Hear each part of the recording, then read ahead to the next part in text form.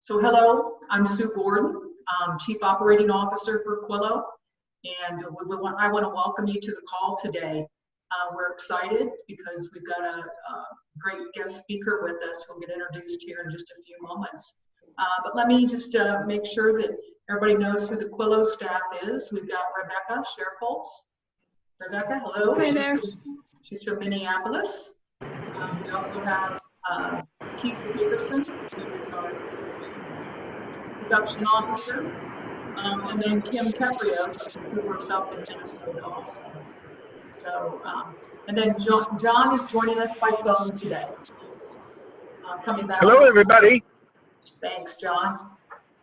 Well, let me just run down. We got a very brief agenda because we want to give most of our time to our guest speaker today. And you all know that we'll be hearing from Dr. Karyn Harvey on supporting your team during the holidays when it isn't jingle all the way for everybody. But before that, Rebecca's going to provide a little bit of announcement about our Disability Employment Awareness Month call out for videos. And then we'll wrap up with any questions you have about any of the services that are provided by Quillo. If you've got any questions, anything like that, we'll give you an opportunity to ask questions at the end here, and then wrap up with our next call. So again, we do want to welcome everybody from across the nation. We're in these states right now and learning a lot about how everybody works. And we're just excited that we have the opportunity to do these calls with everyone and kind of share best practices and learn from each other. So please don't hesitate to use the chat feature if you have a question and you want to ask that. We do monitor that throughout. So just simply, toggle down towards the bottom of your screen and you'll see a little chat bubble come up. You can type in there and send a message. Or unmute yourself and please ask questions. We do want to make this an interactive space, one in which people feel like they can share best practices. And so we're always excited to have everyone on the call. So with that, what I'd like to do is to turn it over to my colleague, Rebecca, who's going to get us started. Wonderful. Thank you so much, Sue, and thanks to all of you for joining today. As Sue mentioned, we're going to be working through a couple of different topics today. It's already October 17th, but as hopefully you're aware, October is Down Syndrome Awareness Month as well as Disability Employment Awareness Month in the host of all sorts of other things. So it's a lot of fun when Keisa and I work on scheduling the daily focus for the month by month. We often find funny days like donut day and smile day and all sorts of things. So but it's also great that there are months and weeks and days that acknowledge specific efforts and programs and opportunities. So with it being Disability Employment Awareness Month, hopefully you got the flyer at the beginning of the month that we're doing a call out for videos specifically on employment, sharing success stories either from the perspective of folks who have been hired recently or a long time ago, sharing what it's like to have that job, what it means for them, as well as hearing from job coaches or parents or employers. So if you are or work with or know anybody who may have a success story to share that you think would be a good thing to add to Quillo, by all means, we'll send the flyer along again with the notes from this, along with the release form, or if you have any questions. Just wanted to give another shout out to encourage folks to share that employment success story.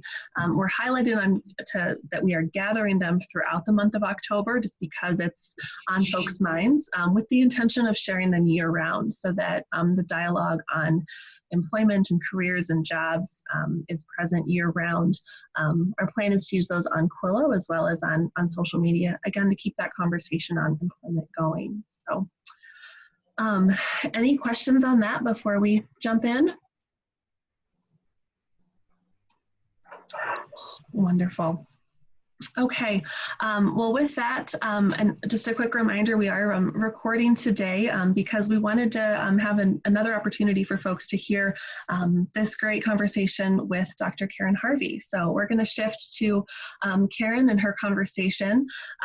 When we were looking at topics for this month, it was still warm out. I was still in shorts, and it was odd to be, talking about the holidays, but it is coming up quickly here. So we've got a Halloween video ready to go for the end of this month, but then, quickly the leaves will fall, the snow may start, for better or for worse, and we'll be into that holiday season. So I know a lot of folks, it's a really magical time of year.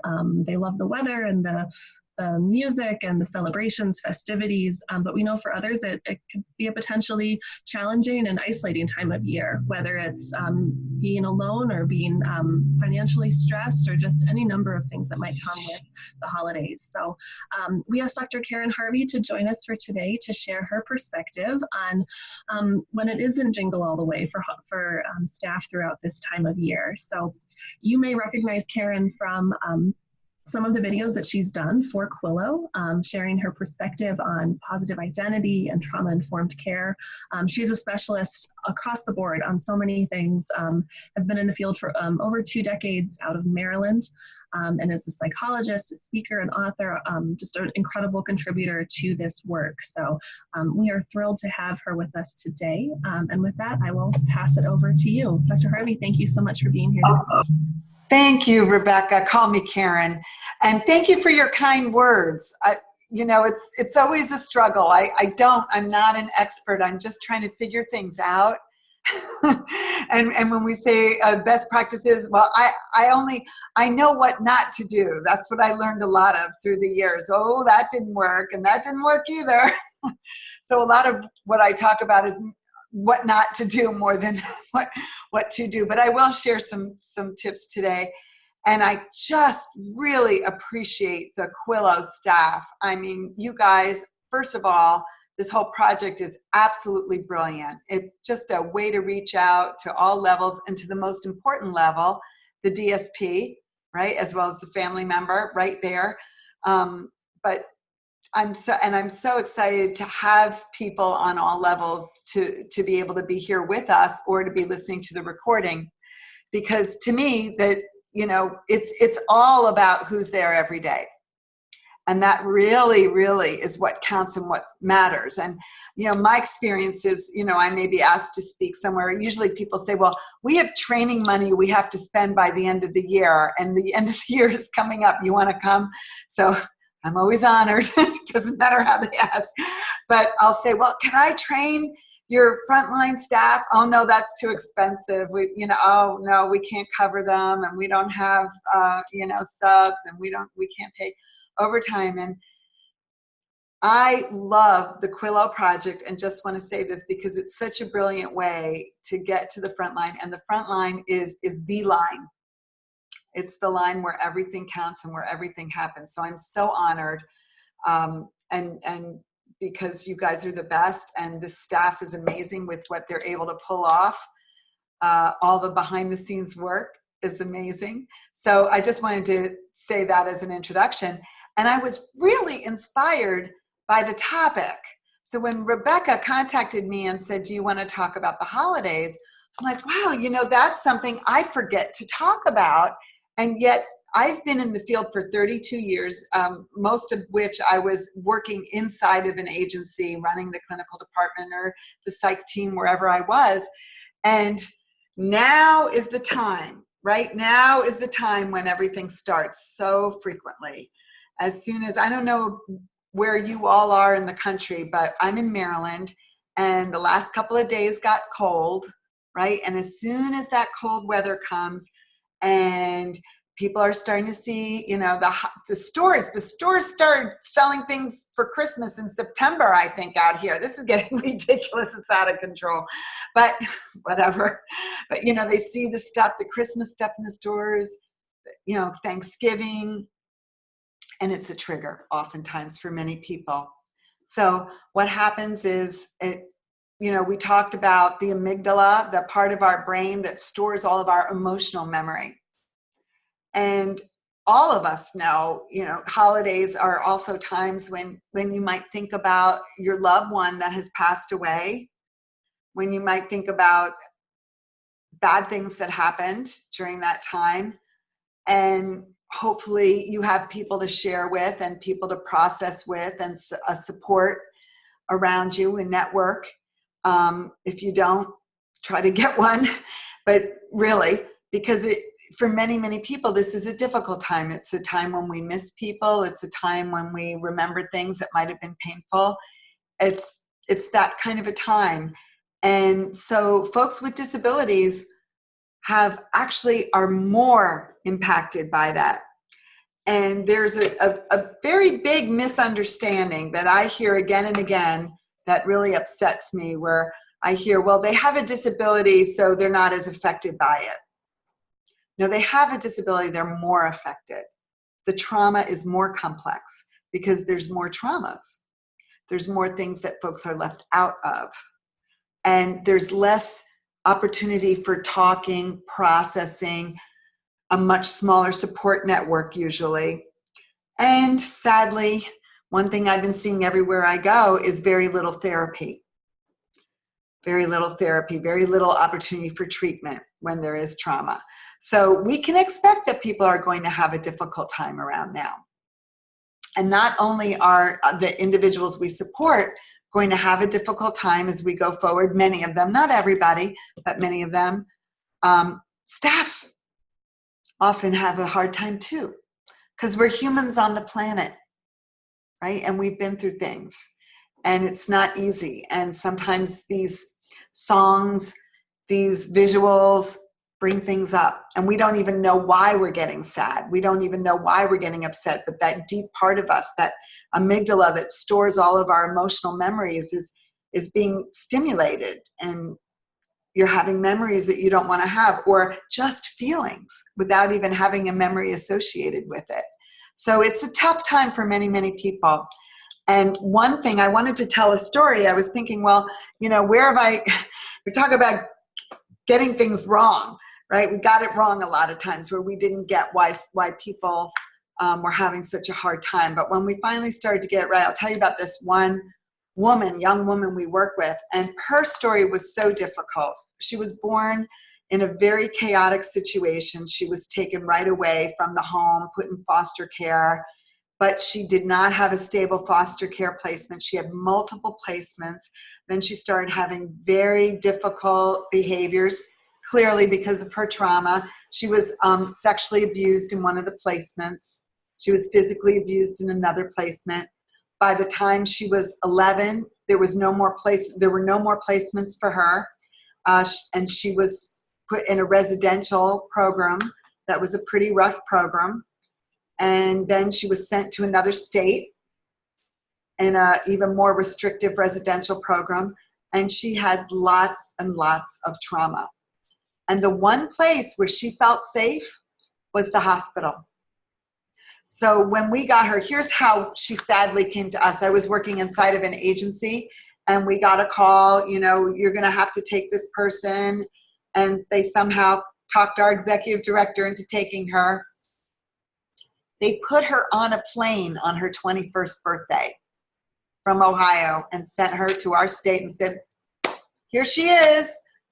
Can you imagine? So we had to go to the airport and get her and figure out how to help her, where she was going to live, what we were going to do. And she was, during that first year, actively self-injurious. We cleared everything. We tried to have the safest environment possible. But I remember one time she went into the bathroom and banged on the mirror until she broke it, and then took pieces of the mirror and cut herself, very determined to hurt herself, very traumatized, full of trauma, full of pain, full of grief. And eventually, after a couple of years, we were able to create a very warm staff and stable staff around her. And what we found back then is if we could have a point person, like one person who everything went through, because otherwise she would play people against each other, and that just happened. But also, she would feel unsafe, so she would be testing people all the time to see who was safe. But when we found this one person that who was able to establish a very trusting and caring relationship with her, and we built everything based on that relationship. So she and that person interviewed staff, and she was able to participate in hiring the rest of the team. She was able to train the team on what her triggers were, what made her feel safe, what made her feel unsafe, what she felt she needed.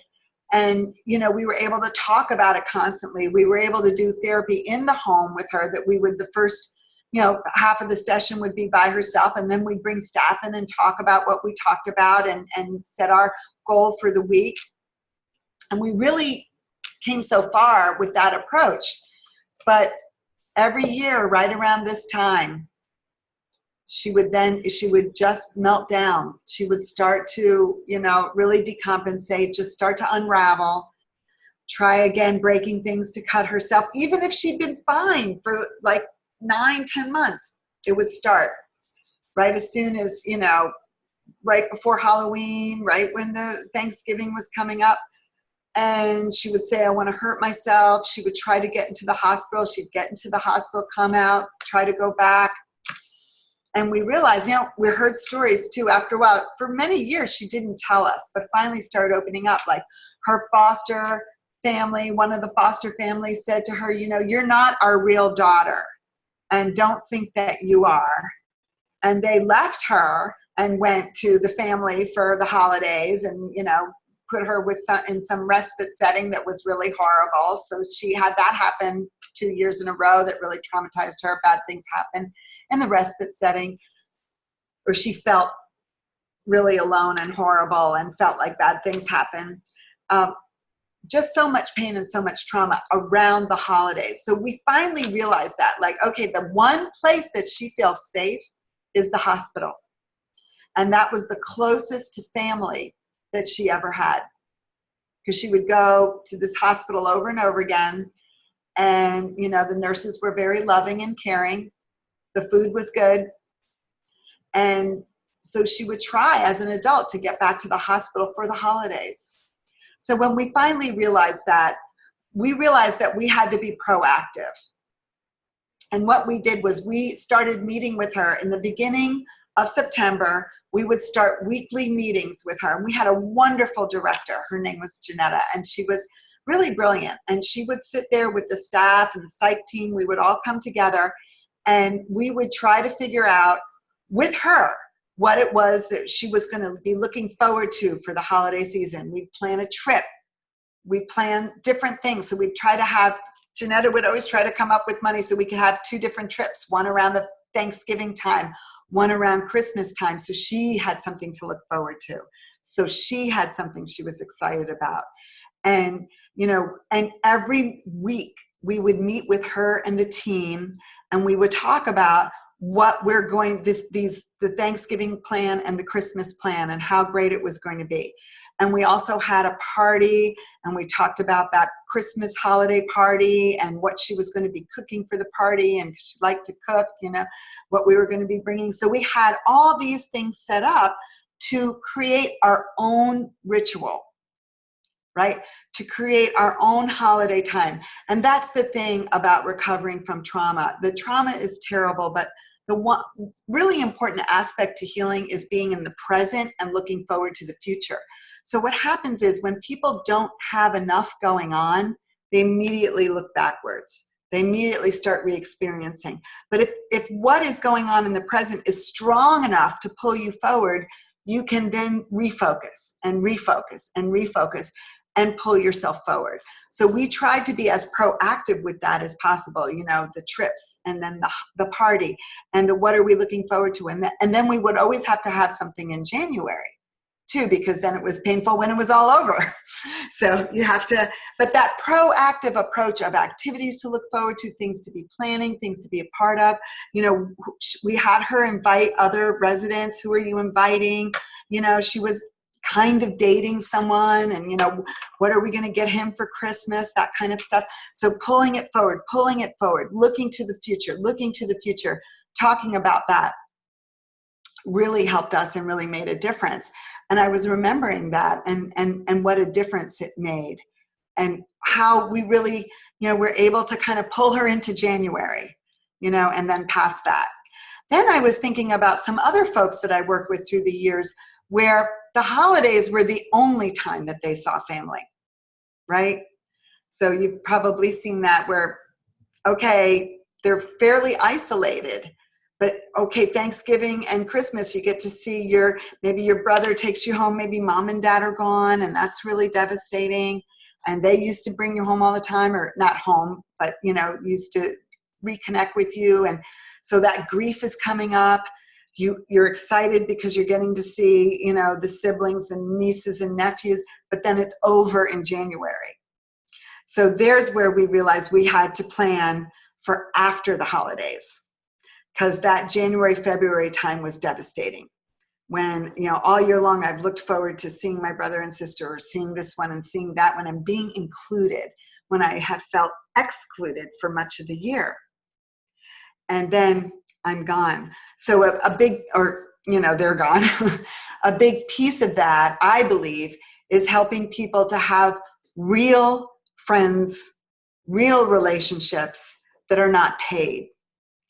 And really, to me, another big giant piece of healing is relationships. And there's lots of research showing that. Lots of research showing how people really heal from trauma, from serious traumas, through relationships, through having friends that are really close friends, or being with a significant other, which is a large problem in our field, that it's very difficult to get married. Many places I go don't support that.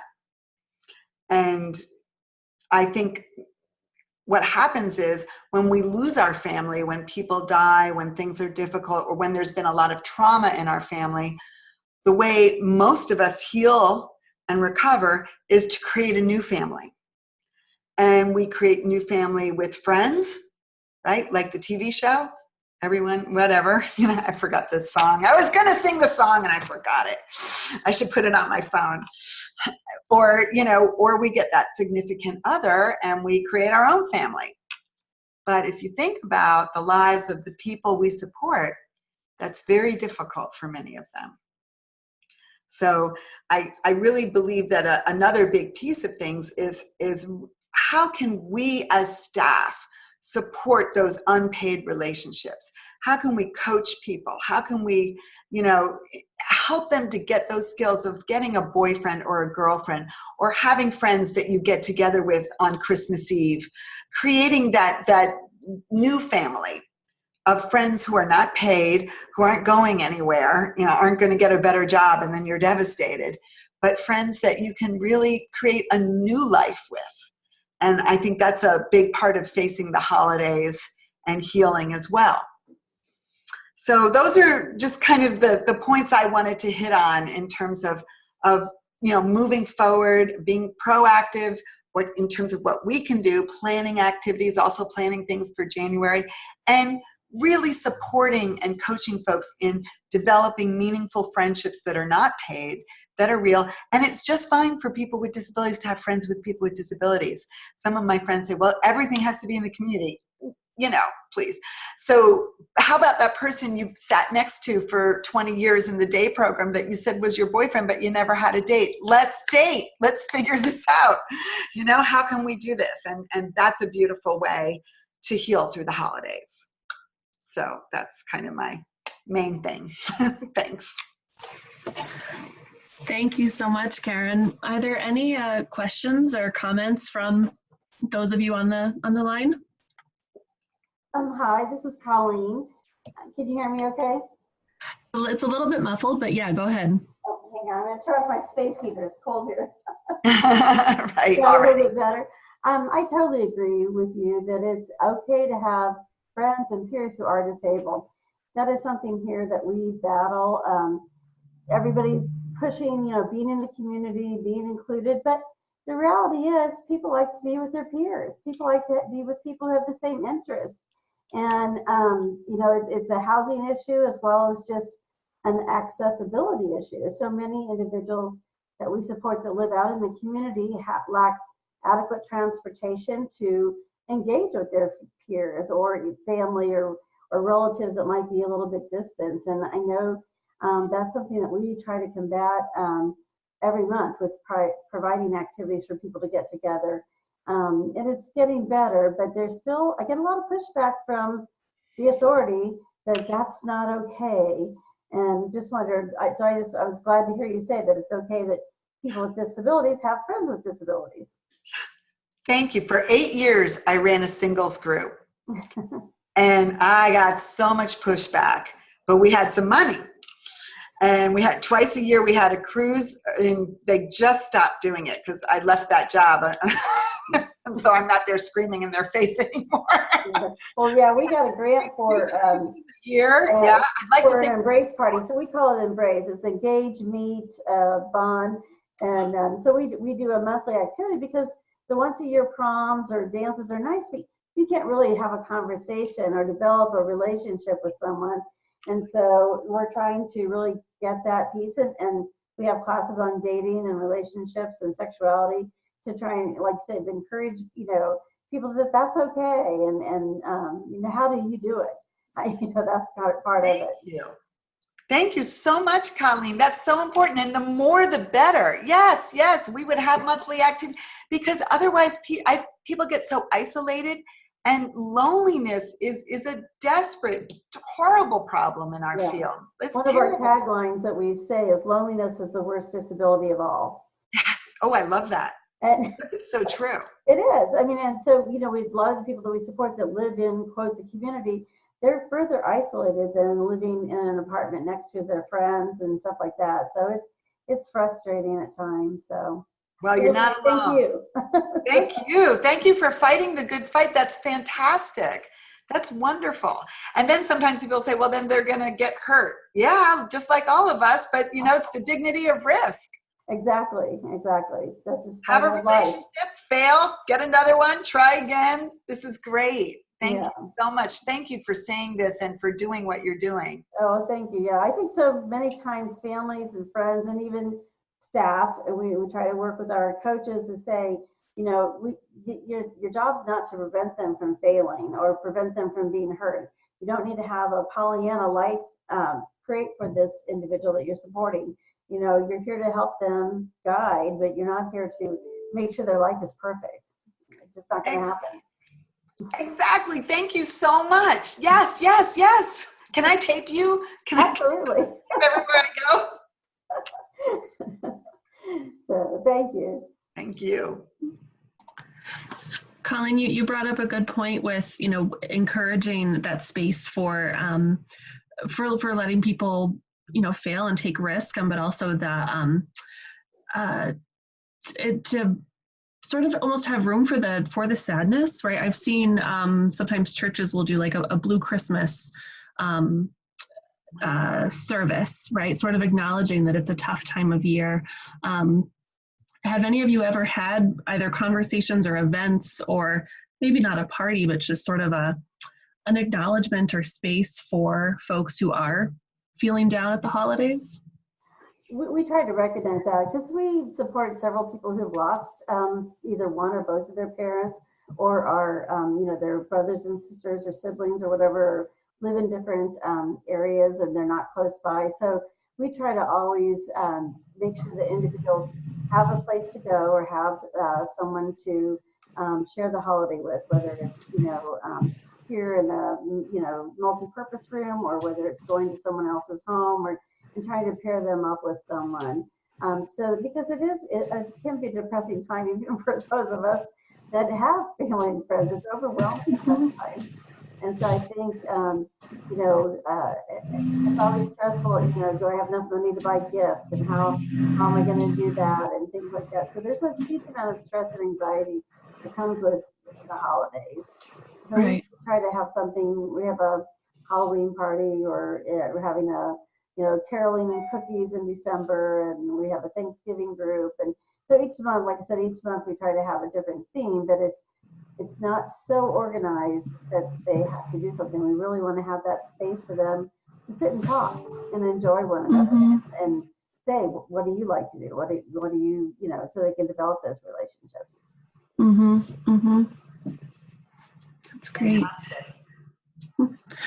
What about any efforts that folks have made to support the staff during this time? Are they part of those parties and events, or any examples from what organizations are doing?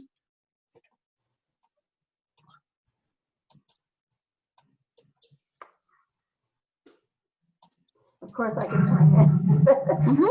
We do encourage our coaches to participate, and not necessarily as a volunteer or a paid staff. It's like anyone's welcome to come. They can bring their own family members, their children, or whatever, so that it doesn't have that feel of this is another organized activity that I have to attend, or somebody's gonna be watching what I do or what I say. Because I think sometimes we forget that the people we support sometimes feel they live in a bubble with everybody watching them, or a glass fishbowl with everybody watching their every move, and am I going to say it wrong or do it wrong? And so I think it's we try to kind of give that atmosphere that there's no right or wrong way to engage and develop with friends and meet friends. So That's great.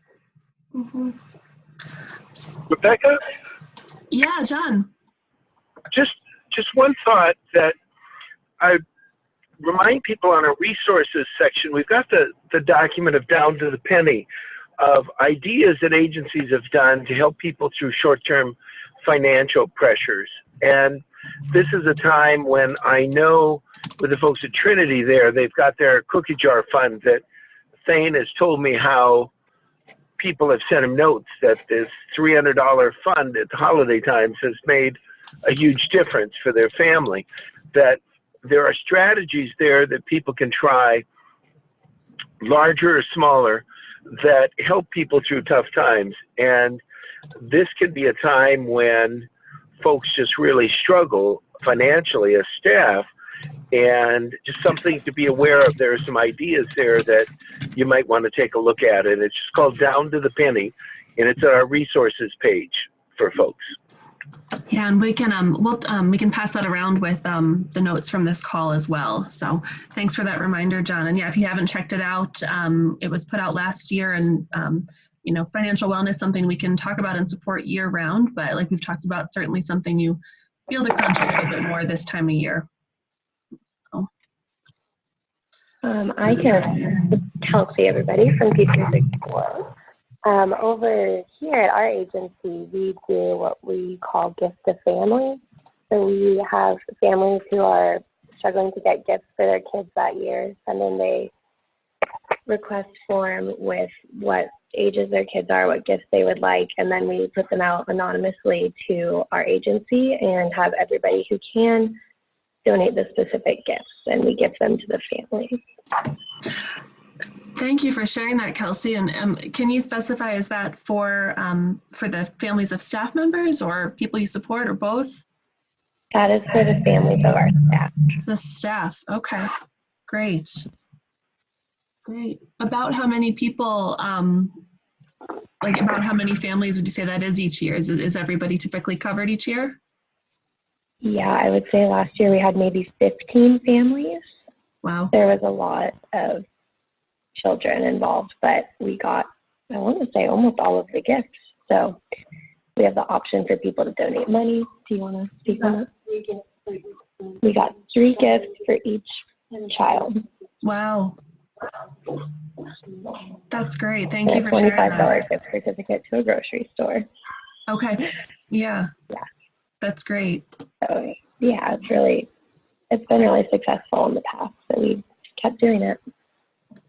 Great. Thank you for that, for sharing that example, that idea, Kelsey.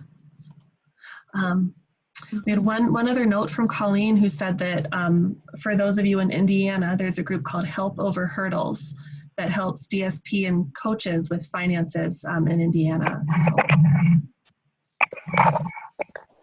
thank you for that, Colleen. That's great.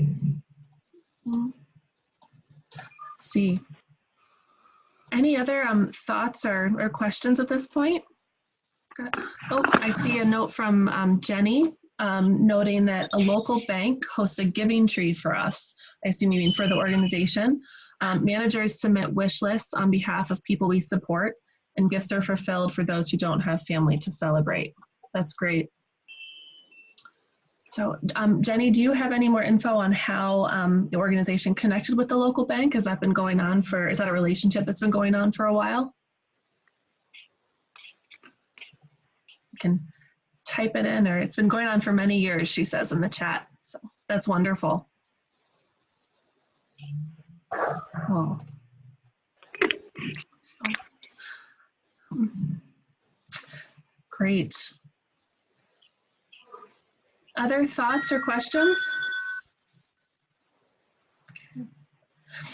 The other thing to keep in mind, as we head into the holidays, this, not to do a commercial for Quillo, but since you're all on the app, keep in mind creative ways to use and create videos around this topic, or just supporting through the holidays. If you have any of these programs, and Quillo is another way to get the word out about them, or just sharing messages of appreciation. I mean, keeping in mind the staff who are working on those holidays, a shout out to them of some kind, maybe hearing from family members who can't be there, right? If there's some way for them to create a video and send it along, consider other ways that video messages, even just to acknowledge, hey, this might be a tough time. I think sometimes for people, just hearing that it's okay to be feeling sad is a positive thing, right? And sort of giving some space for that. So, if there's other programs, making sure people know when the events are. I really like the idea of keeping it going into January, right? Coming back after the hectic holidays, how do you keep that, that spirit of warm fuzziness that we feel around the holidays? How do you kind of keep that going and not just have it around the holidays, so it doesn't compress in, a 6 weeks period at the end of the year? So that's great. So, well, anything else before we wrap up with Karyn? Anything to add? So, all right. Wonderful. Well, we've got another note of thank you from Stephanie to Karyn and the team for the enjoyable and thoughtful hours she wrote. So I agree, Stephanie, to both of those. So, thank you. So, well, we have just a couple of quick announcements as we wrap up the day. Karyn, you're welcome to stick around. It's just notes on our next call. But okay. Just a reminder, our next call, because Thanksgiving is quite late this year, we'll be sticking with the third Thursday for our call in November. So November 21st from 2 to 3.